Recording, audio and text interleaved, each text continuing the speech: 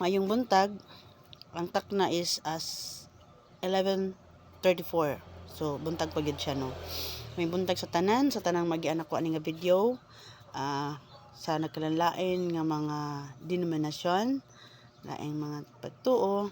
So kini nga mensahe dili lang ni para sa ako para sa iyaha, para sa imo kundi para sa tanan, no. So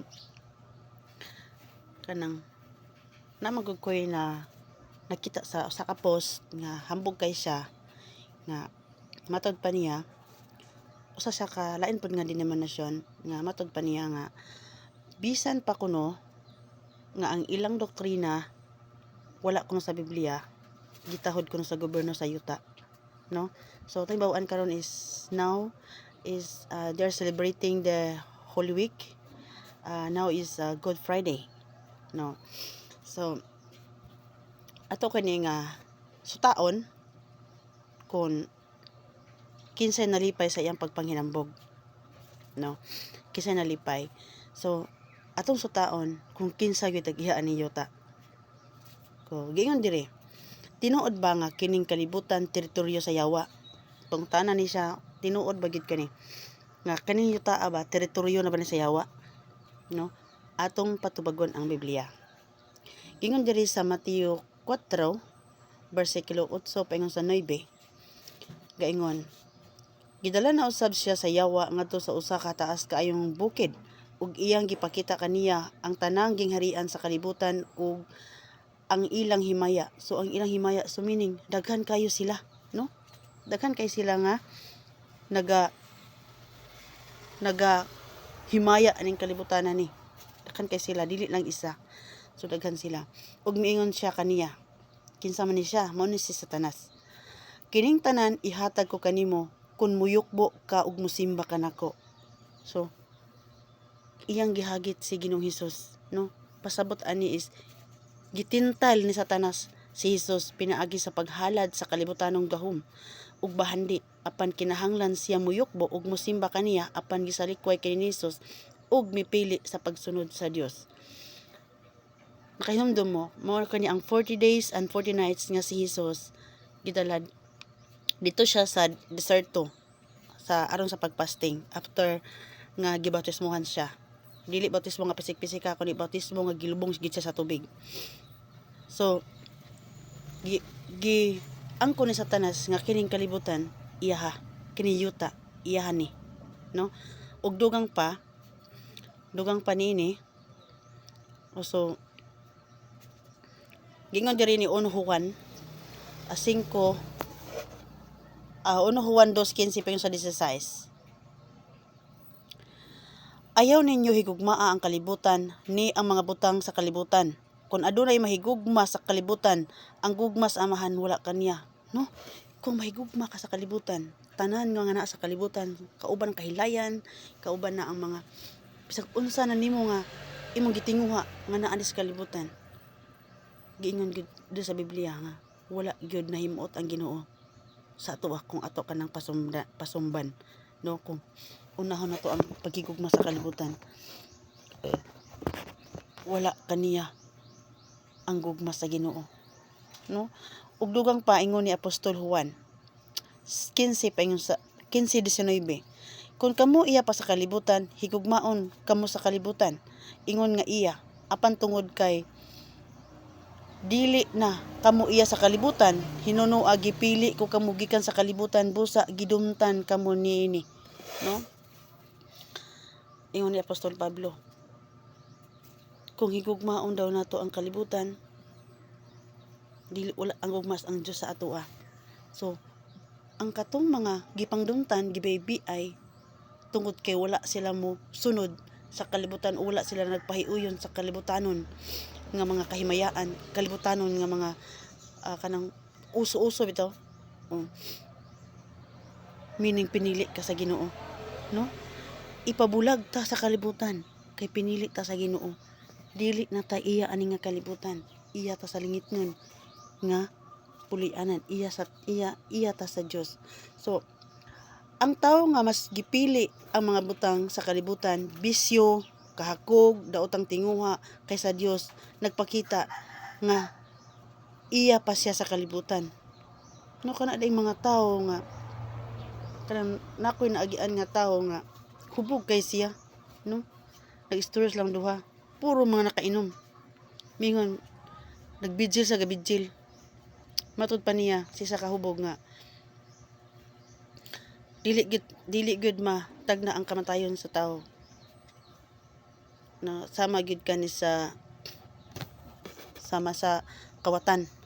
No, sama sa kawatan ang kamatayon. Pero hubog siya, no? Dayon matud pa niya, pero atong tinghaon Brad nga bahala og mamatay ta basta nakailata sa Ginoo. Pero hubog siya. Nagsige siya kamulog tagay. Klaro man gyud sa Biblia mga kaigsuonan.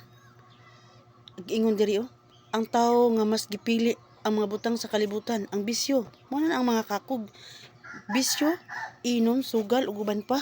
Kahakog daotang tinguha kaysa Dios.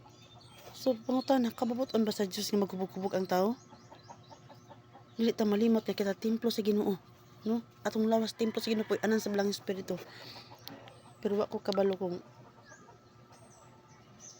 kuan kanang unsa to iyang gipang tabi. So ang Ginoo ray na hibalo ato niya, no? Kay wala gid nalilong sa Ginoo ang iyang gipang istorya. So ang Ginoo rin nasayod sa iyang gipang istorya. Wa po ta kabalo kung unsay correction sa Ginoo. Pero ang the point is klaro gid kayo diri nga ang bisyo iya sa kalibutan, no? Bisyo sa pagkubog-kubog. So adunay tambag, adunay gingon diri nga ang tao mas gipili ang mga butang sa kalibutan, wala gyud ang mga bisyo, kahakog, no? Mga daotang tinguha kaysa Dios, nagpakita nga iya siya sa kalibutan.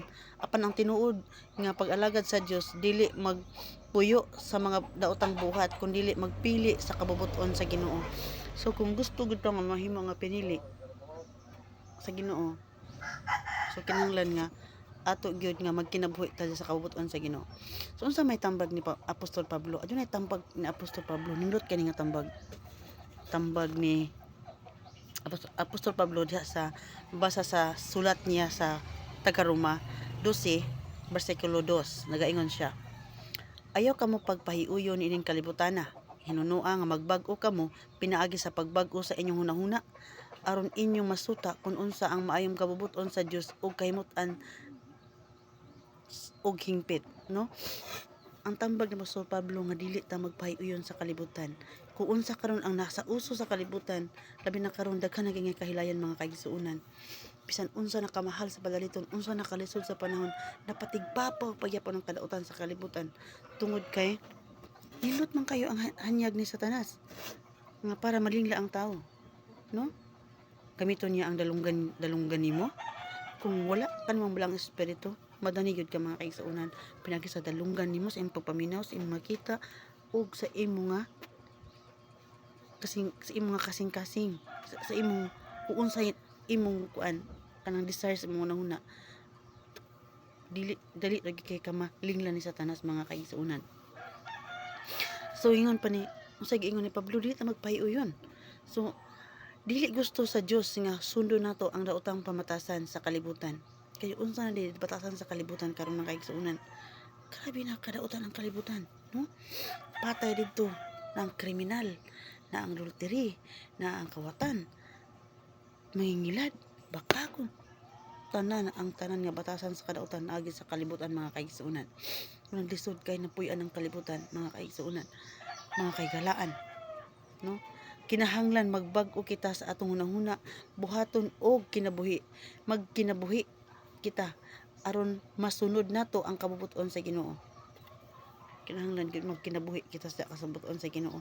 Biyaan ang tanang bisyo, puduol ta sa Ginoo, mga lagad ta sa Ginoo. Samtang aduna pay panahon mga kaigsuonan, kung ikaw nituo ka nga ang Dios mo balik, kung ikaw mutuo ka nga si Kristo mo balik. Now, sugdi na og biya ang kalibutan. Sugdan, nagbuhi, biya ang kalibutan, sunod sa Ginoo, pangalagad sa Ginoo, aron mahimo ta nga pinili sa Ginoo. Kay ang Ginoo may nagpili, siya ang mupili nato, dili kita mupili niya nga Lord, luwas ako, Lord, pili ako, no. Ang Dios may mupili nato. So mo na nga adinay mubo nako nga mensahe nga ako ang ibilin, no, ining kabuntagon mga kaigsuonan. Ingon, ayaw pagsunod sa uso sa kalibutan, kundi supak kung kinisupak sa Dios. Mas importante nga ang pagkinabuhi nga matarong kaysa pag-uyon sa kadaghanan. So kinahanglan nga dili kita kana bitaw magpa-uyon sa kalibutan. Magsukwahi ta, no? Magsukwahi ta mga kaigsuonan nga uyon sa kabutang sa Ginoo. Ug maayong buntag. Daghang salamat sa pagpaminaw. Kung mahimo, pagbilin og likes and comments sa ako ang nga video. Salamat.